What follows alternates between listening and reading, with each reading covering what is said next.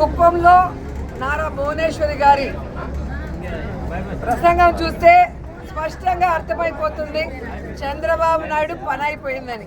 So మేము ఏదైతే ఎన్ని రోజులు చెప్పుకుంటూ వచ్చామో ఈరోజు తన మనసులో మాట చంద్రబాబు నాయుడికి రెస్ట్ తీసుకునే వయసు వచ్చింది, ఇక ఆయన రెస్ట్ తీసుకుంటాడు, కుప్పంలో కంటెస్ట్ చేయాలని నాకు కోరికగా ఉంది అని చెప్పి భువనేశ్వరి గారు తన కోరిక బయట పెట్టడం చూస్తుంటే పాపం చంద్రబాబు నాయుడికి పని అయిపోయిందన్న సంగతి అర్థమై ఉంటుందని అనుకుంటున్నాను.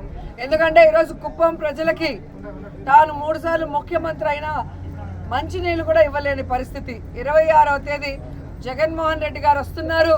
కుప్పం చిరకాల కోరిక అయిన మరి హంద్రీ నివా ద్వారా ఏ విధంగా నీళ్లు ఇవ్వబోతున్నారో కళ్ళారా చూడబోతున్నారు.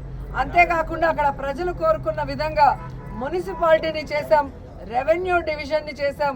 ఈరోజు మీరు చూస్తే ప్రతి కుటుంబానికి సంక్షేమాన్ని అందిస్తూ ఈరోజు ప్రతి ప్రాంతాన్ని కూడా కుప్పంలో అభివృద్ధిని చేస్తుంటే ఇక చంద్రబాబు నాయుడు పని అయిపోయింది, ఇక్కడ ఆయన కూడా గెలిచే పరిస్థితి లేదు అనేది వాళ్ళకి అర్థమైంది. కాబట్టే తెలివిగా మా ఆయన రెస్ట్ తీసుకోవాలి, నేను కంటెస్ట్ చేస్తానని భువనేశ్వరి గారు చెప్పడం చూస్తుంటే అందరూ కూడా నవ్వుకుంటున్నారు. పోనీ ఇప్పటికైనా ఆమెకు అర్థమైందని. సో కుప్పం ప్రజలకే ఏమీ చేయని చంద్రబాబు నాయుడు ఈ రాష్ట్ర ప్రజలకు ఏమీ చేయడన్న సంగతి రాష్ట్ర ప్రజలకు తెలుసు. కాబట్టే కుప్పంతో సహా 2024 175కి 175 జగనన్న కొట్టబోతున్నాడు. ఈ రాష్ట్ర ప్రజలకి మరింత సంక్షేమాన్ని మరింత అభివృద్ధిని అందించబోతున్నారు.